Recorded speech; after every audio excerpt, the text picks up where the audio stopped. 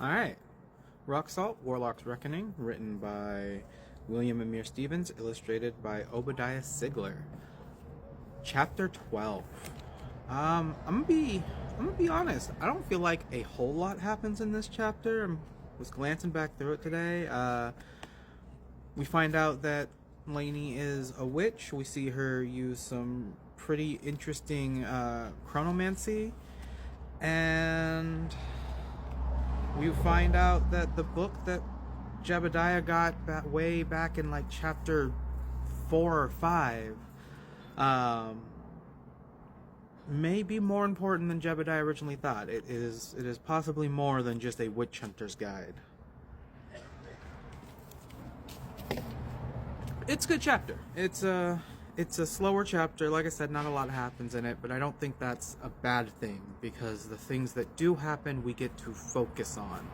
We spend a good minute talking about that book and what it could possibly mean and who it could belong to, and it's fantastic. We really get to see Jebadiah kind of go through all the emotions, finding out that his girlfriend is secretly a witch. As always, Japanamir is weaving a fantastic narrative, and the images that come along with this one are fantastic, and I can't wait to keep reading. Rock Salt, The Warlock's Reckoning. Book 2 in the Rock Salt series, written by William Amir Stevens, illustrated in this book by Obadiah Sigler. This is chapter 13 we're talking about now. And I gotta say, this chapter was a lot of fun. It opens up pretty slow and mundane. You've got Jebadiah and company on the road to a new town that Lainey says somebody lives there who can help Jebadiah understand his book. You've got Birdie running alongside and ahead of the carriage, which brings to mind that character from Pocahontas 2, which, if you've never seen that movie, consider yourself lucky. If you have seen that movie, you know what I'm talking about. It's that. And we get a cute scene between Jebadiah and Klouse, where Klouse starts to yawn and Jebadiah yawns as well, when it seems very mundane, like what happens to anybody when they see somebody yawn in front of them. And it is implied, though, based on that interaction, as well as something that happens back in chapter 12, that there is more to it than that, something deeper. But we don't quite know what that is yet. I mean, if you've read any fantasy novels with anything kind of like soul bonding, which we learn about back in book 1, then you know exactly what's going on. But if you haven't, then you're in for an interesting surprise, I think. The most interesting thing about this book, this chapter, is we get to learn about ritual magic. And ritual magic is phenomenal based on what I know about it so far. I am going to spend some time going back and watching some of Japanamir's videos where he talks more about the magic system in this, so that I can kind of incorporate that into my reviews.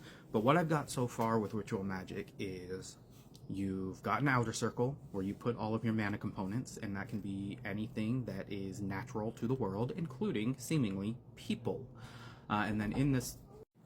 And then you have the center circle where you have your catalysts that during the ritual, all of the mana from the outer circle will flow into, empowering the center ingredient. Once again, seemingly, this can be people, specifically Thaddeus. Now, I don't want to spoil what he's doing in this ritual because it's really well done. There are some mechanical things in the writing that I plan on talking about in another video. I'm just waiting on some permission from the author to get into that kind of nitty-grittiness. But the big takeaway you need to know about this chapter is that Thaddeus is a monster. And I don't mean like he's a bad guy. I mean like he would happily turn his daughter into a dog just to prove he could do it and keep his funding. He is a monster, and we love him for that. Once again, while there are some things that can be talked about mechanically, like I mentioned earlier in the writing style, a lot of it is probably just mostly like personal stuff for me. Story-wise, this is phenomenal. I am having so much fun reading this story. I'm having so much fun talking about this story. So please, if you have any questions for me or Japanimir, make sure you drop those in the comments below. Both Japanimir, Rock Salt, and his illustrator will be tagged in the description below. Make sure you check out their accounts and give them some love. Otherwise, make sure you smash that plus button to catch my next review on Rock Salt, The Warlock's Reckoning. I think we learned something about Jebadiah.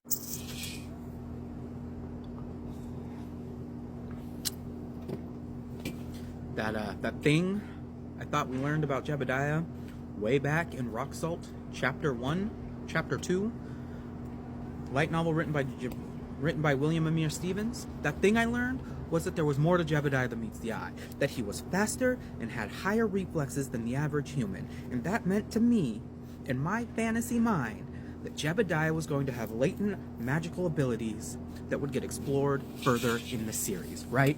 That was my theory. I told the author this because we're friends. He sent me this book for free, so I could talk about it as honestly as possible.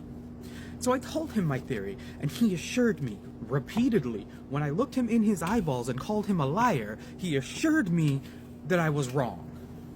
That Jebadiah was just a dude.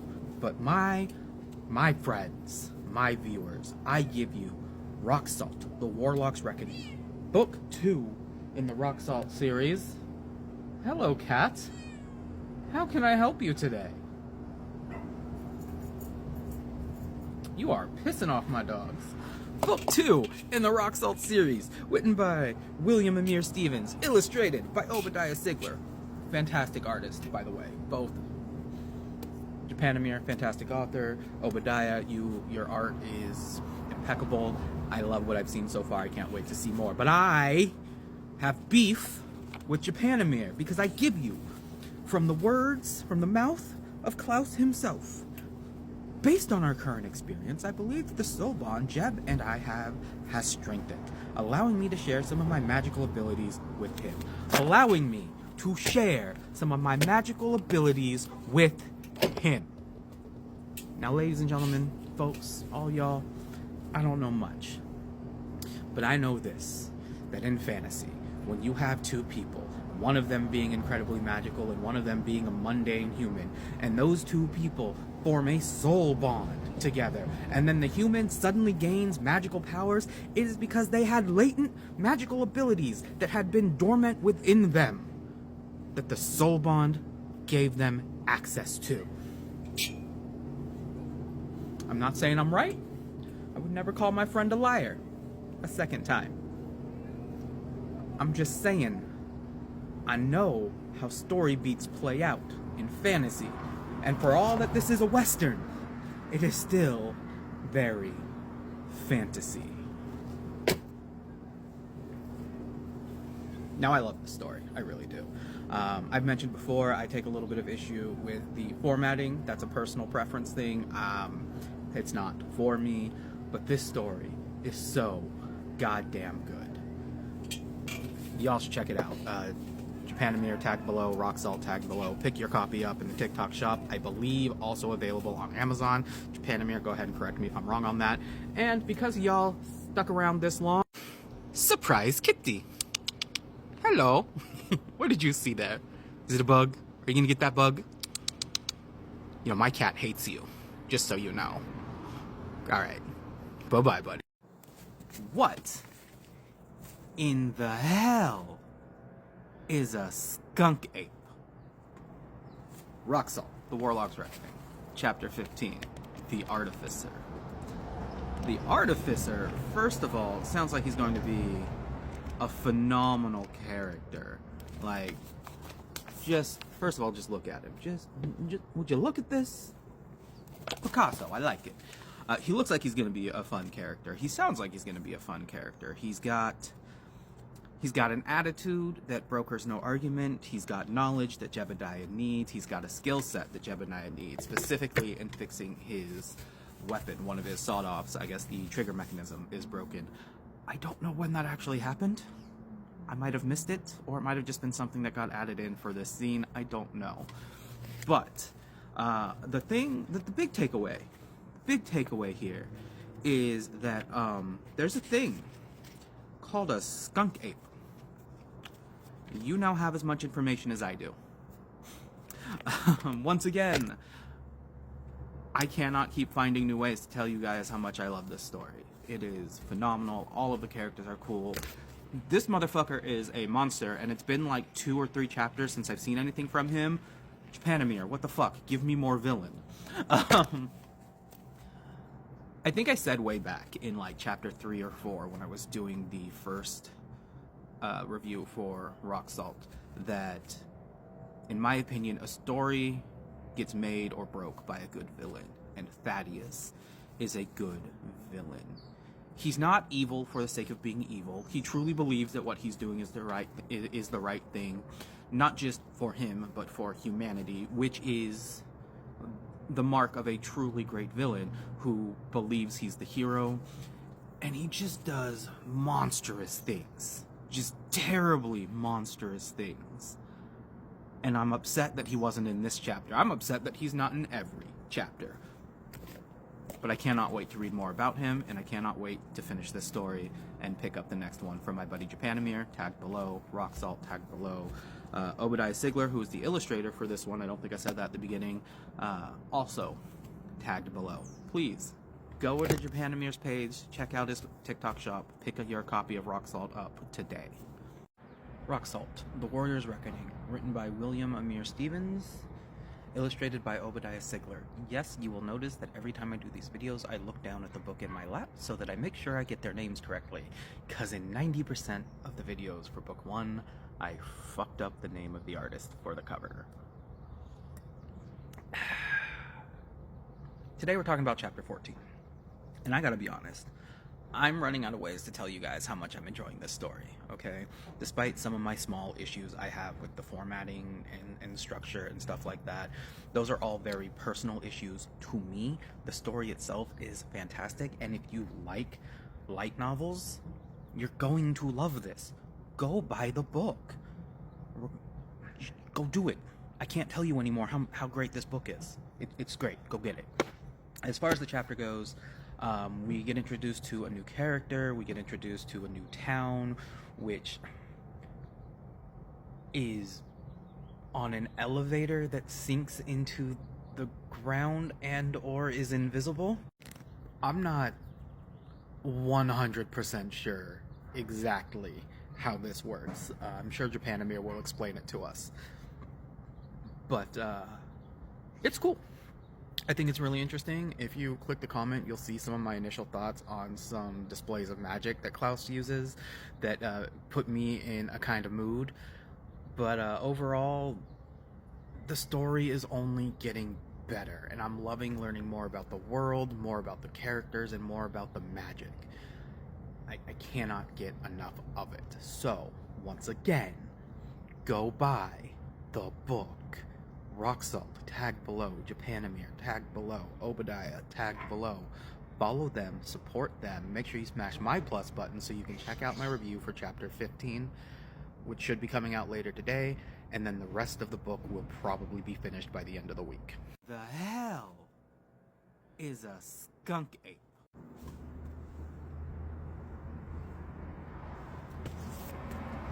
That's what a skunk ape is. That picture comes from chapter 17. This is my review for chapter 16 of Rock Salt, The Warlock's Reckoning, written by William Amir Stevens, illustrated by Obadiah Sigler. We'll go a little quick on this one because it's raining outside and I don't want my phone or my book to get ruined. Chapter 17 is a short one. We learn a little bit about what skunk apes are. The artificer gets really excited because he wants Jebadiah to go hunt down the skunk ape, get his bone marrow, bring it back to him so he can use it to make runes. And here's my thing about this, is skunk apes are man-made, according to this story, or at the very least they were experimented on by the same people who run the witch breeding factories in this story, and you kind of feel bad for them. Like, I don't want to go too much into it because I want you guys to pick this up yourselves and go read the fucking book.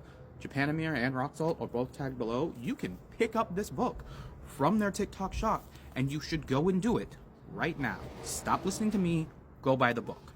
Anyway, for those of you who don't know how to listen, skunk apes, I feel bad for them. I feel like hunting them and using their bone marrow to make runes is just kind of mean.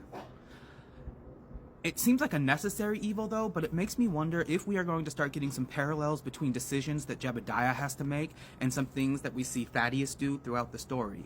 Like, just because Jebadiah believes he's doing something for the greater good, does that mean he is doing the right thing? Now, this is all speculation and theorizing on my part, because as I mentioned to Japanamir the other day, I'm really excited to be on the ground floor of the theorist channel for this particular story, and my wheels have just been a-spinning.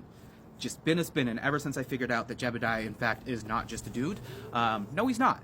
No, he's not, Japanamir. And until you give me the video where you explain to me how he's not just a dude, I don't believe you. It's all good fun. All good fun. For real, though, I can see the potential for a really interesting moral philosophy discussion with this book. And I need you all to go and buy it, so I have somebody who didn't write the book and therefore already is better at me than talking about the book to have these conversations with. Japanamir tagged below. Rock Salt tagged below. Obadiah Sigler, illustrator of this fantastic story with just fantastic illustrations. I had one that I really wanted to show you. I was just kind of flipping through. Look at these colors. I don't even know what this page is. I just happened to open it the other day, and look at these colors. Fucking beautiful, Obadiah. Just gorgeous. Thank you so much for working on this project with Japanamir. Japanamir. Jebadiah is not just a dude. Rock Salt. Warlock's Reckoning. Written by William Amir Stevens. Illustrated by Obadiah Sigler. This is chapter 17 and 18. Fun chapters. These are mostly combat chapters between Jebadiah and friends and the skunk ape. There's no such thing as a skunk bear. You know, this was a fun chapter. The reason this was such a fun chapter is in part because of the illustrations.